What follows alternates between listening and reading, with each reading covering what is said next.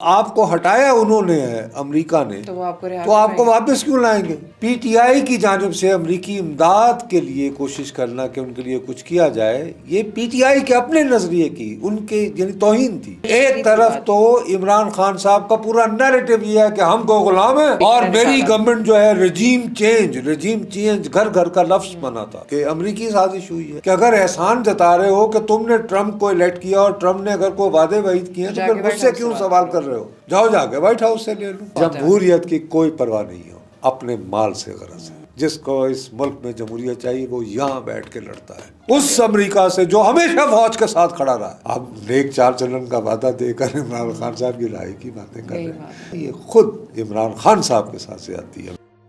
आशिक इमरान के लिए एक पैगाम आया अमेरिका से, इस तरह का आपका आज का कॉलम भी है।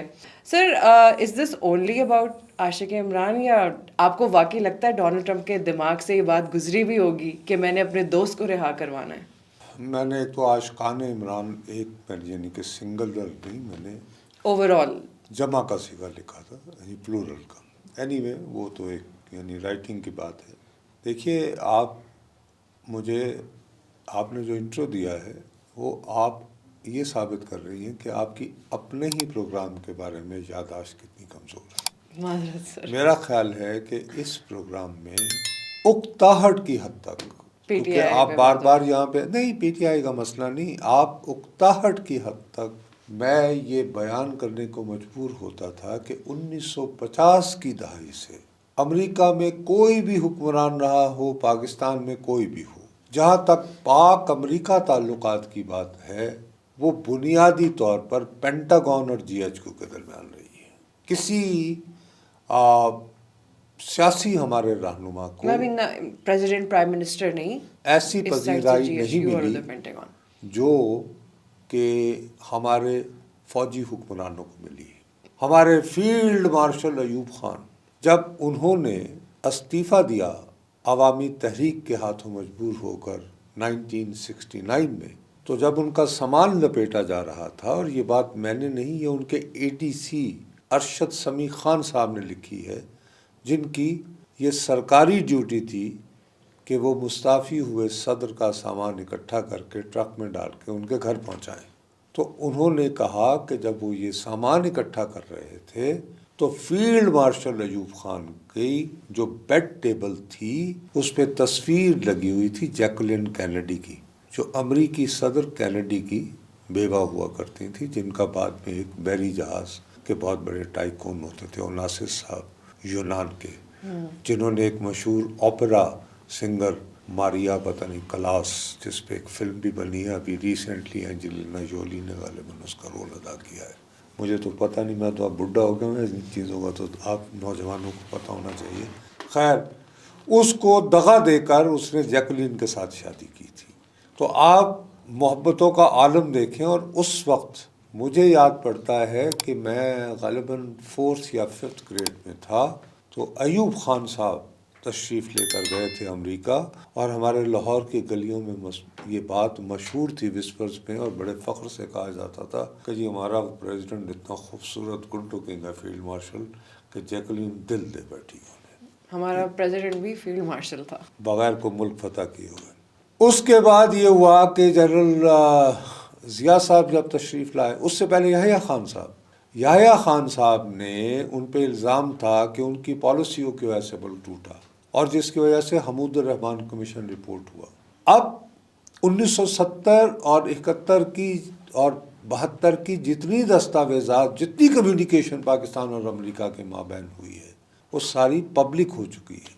उसका आप मुतालिया करें तो जब भी अमेरिकी मिलते थे तो पहला बात जो जुल्फ़िकार अली भुट्टो की हुकूमत को बावर करवाई जाती थी वो ये करवाई जाती थी कि ठीक है, आपने याहिया खान साहब को उनके घर में नज़रबंद कर रखा है हार्ले स्ट्रीट में, इससे ज़्यादा कुछ नहीं, क्योंकि उन्होंने हमारी ओपनिंग करवाई थी चाइना से, क्योंकि डॉक्टर कैसिंजर यहाँ से गए थे चीन खुफिया तौर पर, वो पहली मरतबा ओपनिंग के लिए, आइस ब्रेकिंग के लिए।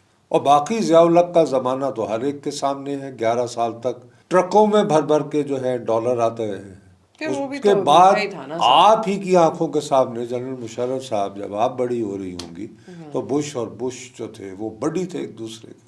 तो मैं बार बार लोगों से ये पूछता था कि यार इमरान खान साहब के बारे में जो है वो अगर जनरल इमरान खान होते तो शायद जिक्र हो सकता हाँ था। अगर फील्ड मार्शल इमरान खान होते तो मैं यकीनन, क्योंकि सर अब तक जितना भी जिक्र होता आ रहा है उनके नामों के साथ ये कॉमन बात है कि उसमें ये कहते थे कि है। अरे साहब ये पहली मर्तबा गए थे वहाँ पे, ये जब इनका पहला दौर था और इनको वो लेकर गए थे और वो मलीना जो है जो अपने मियाँ का हाथ पब्लिकली झटक देती हैं उसने सेल्फी भी बनवाई थी इनके साथ।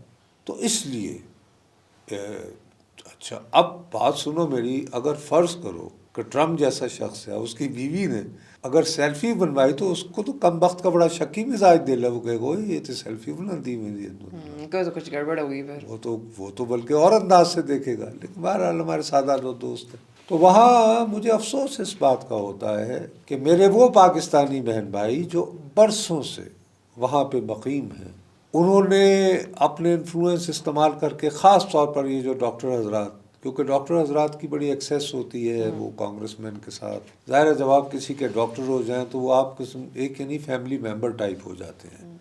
हाँ बेटे का क्या हाल है, बच्ची कैसी है, वो आई थी जब वो इस तरह करके। तो इन्होंने अपने तमाम रिसोर्सेज जमा करके जो है अमेरिकी कांग्रेस से एक करारदाद मंजूर करवाई कि भाई इमरान खान साहब के साथ बहुत जुल्म हो रहा है। अच्छा, हालांकि पीटीआई की जानिब से अमेरिकी इमदाद के लिए कोशिश करना कि उनके लिए कुछ किया जाए, ये पीटीआई के अपने नजरिए की उनके यानी तौहीन थी कि एक तरफ तो इमरान खान साहब का पूरा नैरेटिव ये है कि हमको गुलाम है और मेरी गवर्नमेंट जो है रजीम चेंज घर घर का लफ्ज बना था। सर रजीम चेंज इससे पहले हम ये सुनते थे, ये लफ्ज ये ज्यादा तभी आया है जब वो कहते थे अमेरिकी साजिश हुई है कि अमेरिकी साजिश हुई है। अब भाई अगर आपको हटाया उन्होंने है अमेरिका ने तो आपको वापस क्यों लाएंगे? लेकिन नहीं।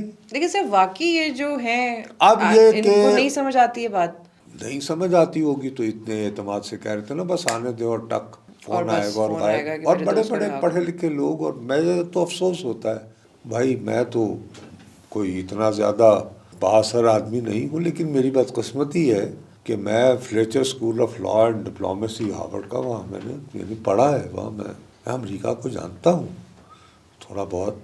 मैं यूनाइटेड नेशन की तकरीबन हर जनरल असम्बली में 10 साल तक जाता रहा हूँ। अब हिम्मत नहीं है, अब तो मुझे कोई फर्स्ट क्लास का टिकट दे के भी कहे कि आपका सारा हर्जा खर्चा मैं बर्दाश्त करूँगा, तो मैं कहूँगा भाई मैंने लाहौर नहीं जा सकता, अमेरिका मैंने जाके क्या करना। तो दिल भर गया। वो ये तो जवानी की बातें और होती।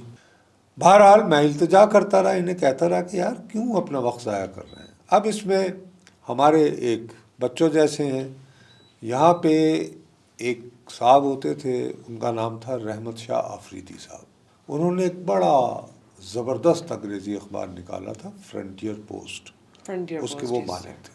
और उसमें बहुत बड़े बड़े कदावर रहनुमा जो हैं, रहनुमा कह रहा हूँ, सहाफ़ी अजीज़ अहमद साहब ये वो उसमें काम करते थे। खालिद अहमद साहब मरहूम एक बहुत बड़ा नाम थे, वो भी वहाँ उनके लाहौर के दफ्तर में काम करते रहे। और इस तरह का so on and so forth. Farhatullah Babar साहब भी जो है वो उसके एग्जीक्यूटिव एडिटर रहे हैं, जो बाद में पीपल्स पार्टी के तर्जुमान थे। एनीवे, रहमत शाह आफरीदी साहब के ऊपर चूँकि वो बहुत क्रिटिकल थे और वो मोहतरमा बेनज़ीर भुट्टो की हुकूमत के बहुत करीब तस्वुर किए जाते थे, उनके ऊपर नवाज शरीफ साहब की हुकूमत के दिनों में ये केस बनाया गया कि उनकी जानिब से मनशियात से भरा एक ट्रक जो भेजा था उन्होंने, वो फैसलाबाद पकड़ा गया। अब वो मनशियात का पकड़ा जाना वैसा था जैसे कि राना सनाउल्लाह साहब के ऊपर केस डाला गया था, या क्या हकीकत थी हम नहीं जानते। लेकिन रहमत शाह साहब उसके बाद जो है वो उस मुकदमे की वजह से वो काफ़ी बरसों तक जो है वो जेल में रहे, और जाहिर है कि उसकी वजह से फिर उनका जो भी वो इकोनॉमिक जो लॉस वगैरह हुआ, उसके बाद फिर ये जो उनके बेटे हैं ये वो फ्रंटियर पोस्ट वगैरह को देखते रहे और फिर ये किसी न किसी तरह अमेरिका चले गए। अब वो अखबार जो है वो उसकी वो आन बान शान नहीं रही है, लेकिन ये बच्चे का नाम जलील आफरीदी है। तो ये जब से इमरान खान गए हैं, वजारत ख़ारिजा की जब भी ब्रीफिंग होती है, इवन बाइडन इंतजामिया के दौरान भी, तो डेविड मिलर गालिबन उन दिनों, या मैथ्यू मिलर होता था उनका स्पोक्सपर्सन, और सर फिर भी यही बात होती और यही बार बार उनसे पूछते थे कि जी इंसानी हकूक और ये वो, तो वो उस पर रहते थे। अब उन्होंने कहा कि बाइडन, अब इस दफ़ा उन्होंने ज़रा ज़्यादा एहसान भी जताया। उन्होंने कहा कि हम पाकिस्तानियों ने जो यहाँ बैठे हुए हैं, हमने ट्रम्प को वोट दिया, मिलियंस ऑफ पाकिस्तानीज, हालांकि मिलियंस कितने, और सर सबने, आई डाउट कि सभी ने ट्रम्प को दिया आई होगा। डोंट थिंक सो, बल्कि उन्होंने एक कैंडिडेट को मैंने सुना है वोट दिया है, उसका नाम मैं भूल रहा हूँ, कि बाइडन के खिलाफ थे, वो इंडिपेंडेंट कैंडिडेट था, इंडिपेंडेंट कैंडिडेट था, उसको दिया। एनीवे, तो उस खातून ने उसके रेफरेंस में भी, उनका नाम टैमी ब्रूस है। अब टैमी ब्रूस के बारे में यही बताया था ना, टैमी ब्रूस आपने नाम? Yes sir. ये 1962 में गालिबन पैदा हुई थी, है कैलिफोर्निया की, जिसको लिबरल्स का बड़ा मरकज समझा जाता है, और ये भी अपनी जवानी में बहुत लिबरल होती थी और बहुत डेमोक्रेटिक होती थी। अभी तो सर उनकी बात की इतनी अहमियत है। नहीं, उसके बाद देखो, वो बात ये है कि अंदर का भेदी हो जाता है ना। तो उन्होंने कहा कि ये जो डेमोक्रेटिक यानी पार्टी वाले लोग हैं, ये खुद को बड़े लिबरल और ये वो कहते हैं, लेकिन ये खुद पसंद है, ये बकवास करते हैं, इनकी कोई अखलाक नहीं है, ये झूठे हैं। तो इन्होंने एक रेडियो शो शुरू किया, वहाँ से ये पॉपुलर होती यानी इन्हें हुनर आता है गुफ्तगू का। तो उन्होंने सबसे पहले 2 बातें की हैं जो बहुत इम्पॉर्टेंट है और हमें याद रखनी चाहिए, क्योंकि उससे पहले एक और सहाफ़ी उनसे सवाल कर चुके थे तुर्की के बारे में, क्योंकि तुर्की में इन दिनों बड़े मुजाहरे हो रहे हैं, क्योंकि रजब तैयब अर्दवान के जो एक राइवल हो सकते हैं, उनके कद काट के, और उनसे हो सकता है आइंदा वो तुर्की के सदर भी मुंतखब हो जाएं। उनका नाम है इमाम अलीयोव। अब इमाम अलीयोव जो हैं वो इस्तांबुल के मेयर हैं, तो उसमें अब वो दोबारा मुंतखब हुए हैं, और उनके असर की वजह से अंकारा में भी रजब अर्दवान की मुखालिफ पार्टी का बंदा मेयर है।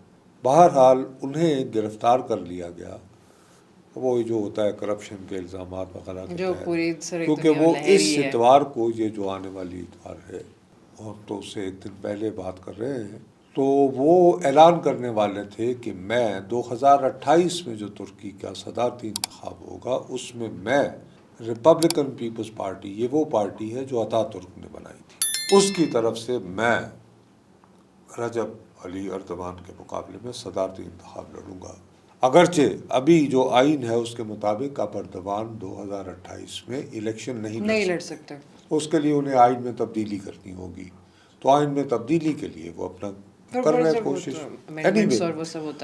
तो उनसे सवाल किया गया, तो उसमें भी उन्होंने जवाब दिया कि जी ये तो तुर्की का इंटरनल मामला है। तो इन्होंने वही फिर जवाब इनको, अब इंटरनल फ्रेमवर्क्स, ये बहुत इंटरेस्टिंग बात है। इंटरनल फ्रेमवर्क्स का मतलब, ये तो बड़ी स्टैंडर्ड लाइन हुआ करती थी पहले, ये मोर ओवर है कि हम किसी मुल्क के अंदरूनी मामलात में, अब वो कहते हैं इंटरनल फ्रेमवर्क्स। मिसाल के तौर पर पाकिस्तान में अगर कोई पीका के खिलाफ वर्जी में पकड़ा गया, तो अमेरिका की जानिब से उसकी हमायत में लफ्ज़ नहीं आएगा, क्योंकि वो इंटरनल इशू है, वो इंटरनल फ्रेमवर्क और उसी की हुकूमत का, वो खुद देखें। बीबी इंटरनल फ्रेमवर्क, वरना इंटरनल अफेयर का लफ्ज़ यूज़ करती। वो बड़ी सियानी औरत है। और उसके बाद उसने कहा कि अच्छा, अगर आपने वोट दिए हैं ट्रम्प साहब को और वो भूल गए तो आप राय मेहरबानी व्हाइट हाउस से व्हाइट हाउस से बात कर लें, डायरेक्ट देख लें ये मामला, जी पूछ लें, व्हाइट हाउस से पूछ लें।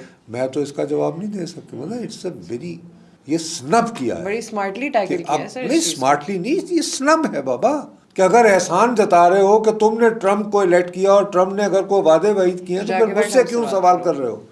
जाओ जाके व्हाइट हाउस से ले लो।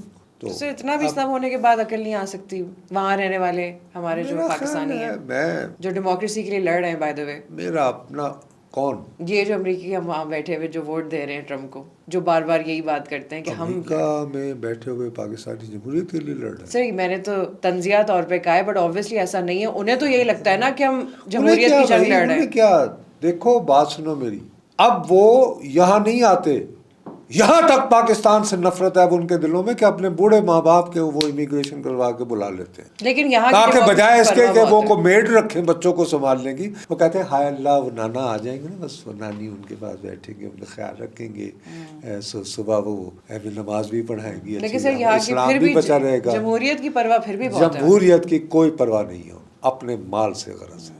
जिसको इस मुल्क में जमहूरियत चाहिए वो यहाँ बैठ के लड़ता है। हबीब जालब अमेरिका गया था, यहाँ बैठ के मार खाता रहा है।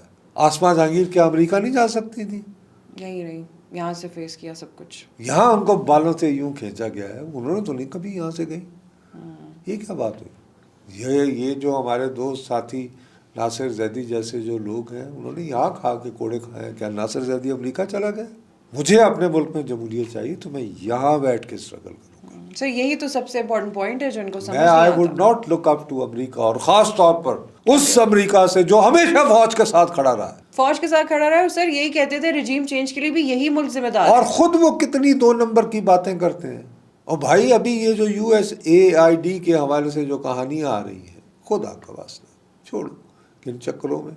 खुद गर्ज लोग हैं जो अपना देखो कितने पैसे लगते हैं एक मेरे और तुम्हारा खून निचोड़ के, ये जो करप्शन के खिलाफ बातें करते हैं, कितने पैसे लगते हैं एक बच्चे को डॉक्टरी की तालीम देने से सरकारी तौर पर। मेरे खून पसीने की कमाई से, हमारे यहाँ के टैक्स पेयर की मनी से आप डॉक्टर बनते हैं और पहली फुर्सत में इमिग्रेशन करवा के आप वहाँ पे माल कमा रहे हैं डॉलर्स में। हाँ कि बस हमने तो बाहर जाके सेटल होना है, हमने वही तुम्हें मेरे मुल्क ने पढ़ाया है डॉक्टरी, यहाँ करो डॉक्टरी। यहाँ पे किसी डॉक्टर को कौन लग जाके कामों की बहुत ये कामों की मेहनत वाला करेगा, सर को सारिश तो लगाए। ये इनका जज्बा है, ये इनकी पाकिस्तान खराब है सिस्टम। आप भी सिस्टम का हिस्सा ही हैं। अरे भाई आप कामों की नहीं जा रहे तो मुल्क की सेहत कैसे ठीक होगी? छोड़ा करो इनकी बातें। ना सर ना बैर से खबर में रहने के लिए नहीं, ऐसे ही। और ओ जी वरना कौन जी अपना मुल्क छोड़ना पसंद करता है? हमें तो छोड़ना है, मजबूरी है हमारी। ये तो नंबरी है भाई, भी यही रहते हैं, ऐसी कौन सी बात है। चलिए बात वही है ना कि स्नब बहुत दफ़ा कर चुका है मैं अमेरिका, सीखते हम फिर भी नहीं है। और ढीठ कौम क्या होती है? हम जिल्लत क्यों होते हैं? क्यों हमारी इज्जत नहीं रही? तो सर वो गुलामी और गुलामी की जंजीरें तोड़ दो, सारी बातें गई ना। कौन सी गुलामी की जंजीरें? जिन्होंने तोड़ी थी उन्होंने बहुत जंजीरों में उन्होंने जो है वो छोड़ा है कि नहीं? एक वक्त आया उसका एक सफीर यूं करके कहा सर ये बंदा पकड़ा हुआ, ये गुलामी की जंजीरें तोड़ने वाला, क्योंकि $40 मिलियन चाहिए। ऐसे मुजाहिद, ये मुजाहिद जो स्टिंगर अमेरिका से लेकर ये मुजाहिद फ्रॉड है सारे का सारा, 2 नंबरियां करते हैं बगैर अमेरिकी की मदद। क्या कौन लड़ा है? छोड़ा। वो हो नहीं सकता, अमेरिका सुपर पावर है, उसकी मदद के बगैर आप लड़ भी नहीं सकते। ओ भाई लड़ सकते हैं, क्यों नहीं, लोगों ने किया है, लेकिन हम नहीं कर सकते। वियतनाम लड़ा था ना, बट नॉट अस सर। हाँ बस छोड़ो। चलिए सर पर यहीं से देखते हैं कि इसके बाद हम अमेरिका से कितना लड़ सकते हैं या अमेरिका को अपना दोस्त बना सकते हैं। अमेरिका का दोस्त तो बनाना था, इसीलिए तो कहा जा रहा है कि अमेरिका अब नेक चाल चलन का वादा देकर इमरान खान साहब की लड़ाई की बातें कर रहे हैं। मेरा ख्याल है ये खुद इमरान खान साहब के साथ ज्यादती है। मैं इमरान खान साहब के बारे में उनका नाक़िद रहा, लेकिन ये कोई बात नहीं है कि उन्होंने इतना बिल्ड करके अपना एक नैरेटिव बनाया, और वो खुद ही खराब कर रही है पार्टी उनकी। बड़ी